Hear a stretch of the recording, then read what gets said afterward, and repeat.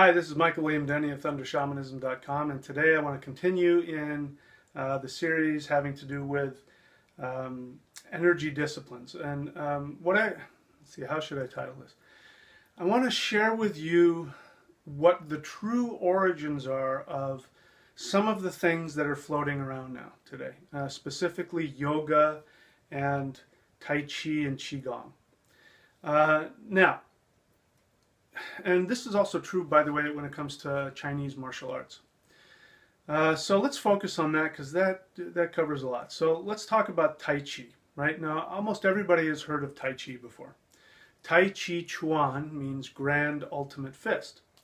Now, I remember when I was in Idaho, and this was years ago, and I was doing some theater out there, and I was doing some Qigong.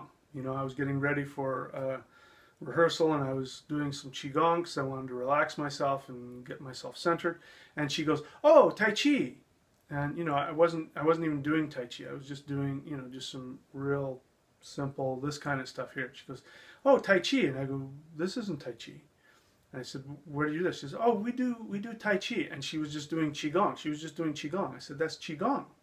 That's different from Tai Chi." I said, "What do you think Tai Chi is?" And she says, "Oh, Tai Chi is moving energy around." And I said, "No, Tai Chi is a very specific martial art." And anyway, she represents a lot of people because there's a lot of people who don't even know what Tai Chi is, you know, and Qigong is. But let me just give you an example of the history of where Tai Chi came from.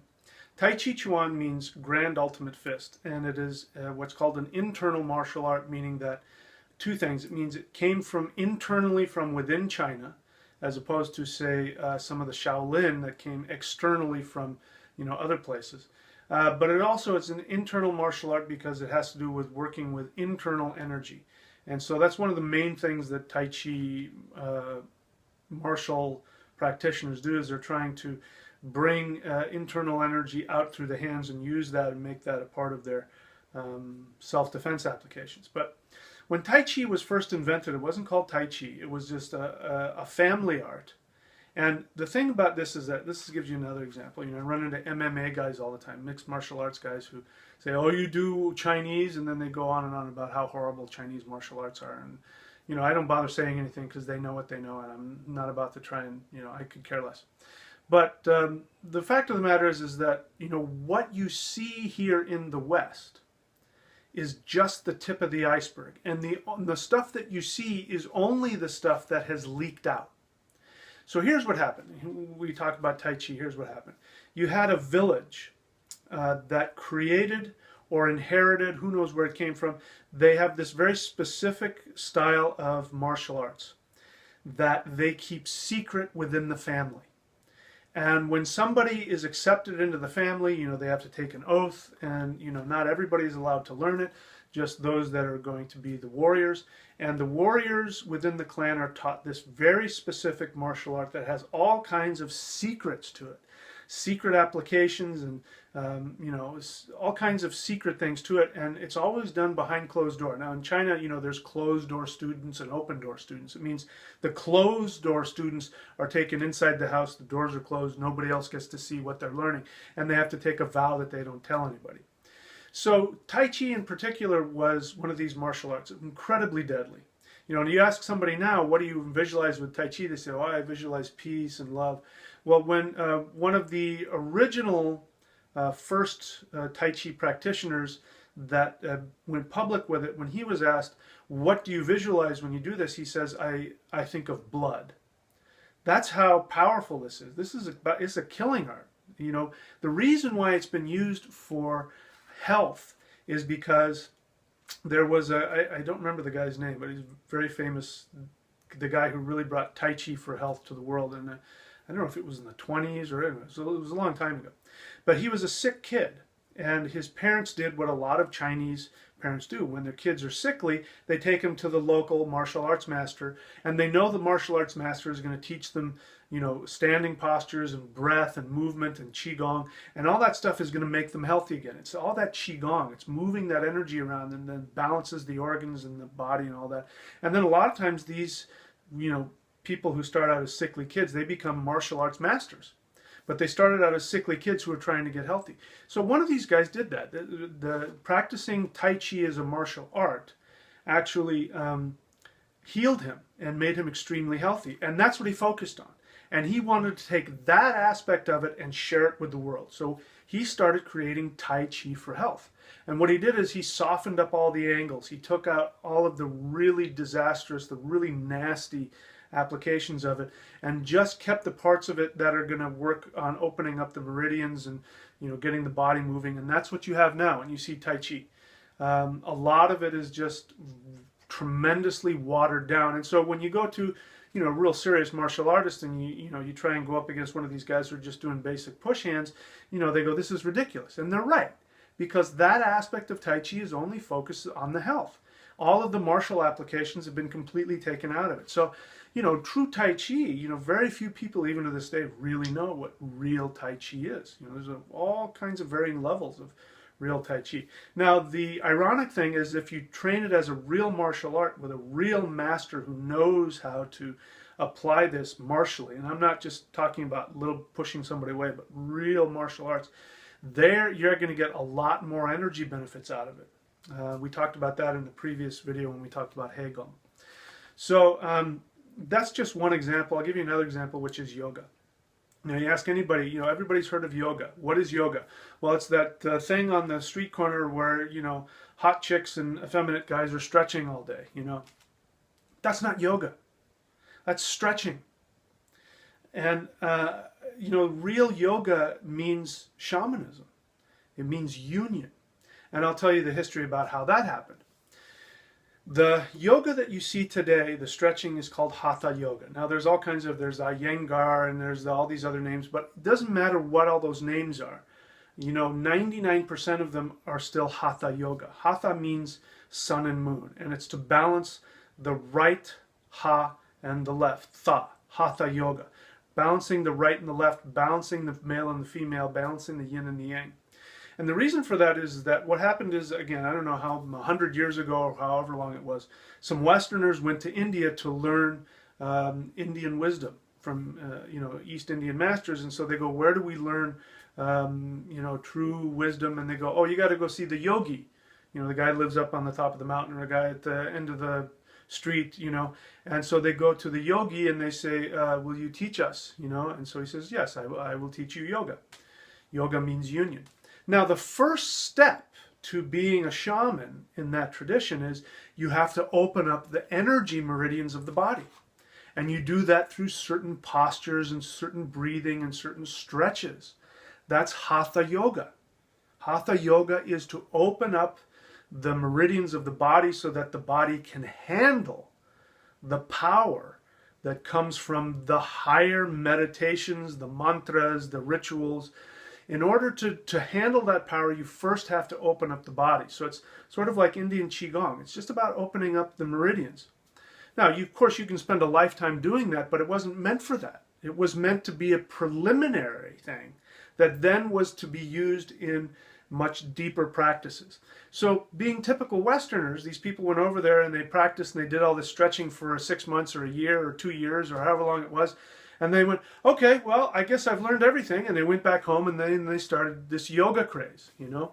And in the meanwhile, you have this yogi sitting back there going, well, I guess they didn't want to learn. Because the understanding is it's going to take years. When you say to a teacher, I want to learn from you, you're really saying, I want to spend 10 or 20 years of my life learning all of your wisdom. So, but again, Westerners, you know, we've been separated from that understanding for, you know, 1,000 or 2,000 years, so we don't remember that. The same thing is true with Kung Fu. You know, when you talk to somebody about Kung Fu, they know a little bit about Shaolin, which, you know, is really just one little tiny piece. Truth is that real Chinese martial arts is you've got some village where you've got secret, really nasty, really powerful, really effective martial arts, and they don't teach anybody. You know, if a Westerner comes in and says, I want to learn martial arts, they teach them just the basics of them, and they'll teach you the least effective, the least powerful stuff. And that's the stuff that ends up coming back to the U.S. So when you go to your, you know, your Kung Fu studio or your Shaolin this or your whatever, most often you're getting just the very tip of the iceberg. It was already watered down to begin with, and then it's been watered down again because people need to sell it. They said, kids martial arts and all that kind of stuff. And so the martial arts that you see today, if you go to a kung fu studio, has been so watered down from the original. It's there's a reason why mixed martial artists laugh at kung fu, because the kung fu that you run into is not the real thing. Same thing when it comes to yoga. Listen, there's nothing wrong with stretching and breathing. Hatha yoga, you can spend a lifetime doing it, incredibly healthy, but it's just the entry level exercises. So anyway, I wanted to give you guys some information on that. These are some things that I found out the hard way after doing this for almost 30 years. So if you're interested in an extremely powerful energy practice, I suggest getting Celestial Qigong, and the link is down there below. It's the most intense, most powerful practice I've ever experienced, and I created it based on gathering my knowledge from multiple disciplines. If you want more information about it, you can contact me. I'll explain it to you. I also recommend, if you're interested in really learning a complete, and I mean a complete shamanic discipline, which includes astrology, Vedic astrology. You have to understand Vedic astrology in depth to really be able to make any predictions with yourself and know exactly what you need in terms of ritual, knowing what mantras to use, what your spiritual name is, all kinds of stuff like that. There's so many things you can find out through Vedic astrology. So Vedic astrology is one, and then we have real energy work, which we've got Qigong, which is energy work. We've got Neigong, which is internal work. We've got Heigong, which is really empowering the body so that you can create a very powerful aura, which is what we call the diamond body. And then you've got Shengong, which is being able to work with the spirit realm, to really be able to empower yourself to connect with spiritual entities, to really move on multiple levels. And then we've got all kinds of other things like divination. We do rune work, and I teach you exactly how to use the runes for multiple ways of not only self-empowerment for spell work, but also for divination and prediction. And of course, then there's the philosophy. Then we've got the shamanism that teaches of the three selves, how to align the three selves, how to open the three selves, how to connect them so that you can, with your intention, create reality to help other people. And of course, we have the philosophy and the understanding. This is a complete tradition, and this is what I'm offering. This is why I keep hammering away about apprentices, because the world needs it. We need, once again, to get out of this idea that spirituality is something that you can go to the grocery store and, okay, today I want bread and I want a stick of gum. And, real spiritual training is a complete discipline. Now, not everybody can handle that. I'm happy to give out little piecemeal stuff in videos or DVDs or books or whatever. People can take whatever they want. I give so much information on the web. There's plenty of information out there that people can use for free or for very little cost. But when you really want to call yourself a shaman and you really want to work on a high level, you've got to have a lot of these different components, and this is what I teach. And I'm looking for people who want to learn that, who want to commit to that, who are committed to spending their life learning about this, transforming themselves and transforming the world. Ideally, I'd like to have 5, because it's going to be hard for me to spend that much time with more than 5 people. And I work with you for 1 hour a week. And this goes on indefinitely. You're not going to get a certificate at the end of 2 weeks. You can leave whenever you want. If you want to work with me for a week or 10 years, I don't care.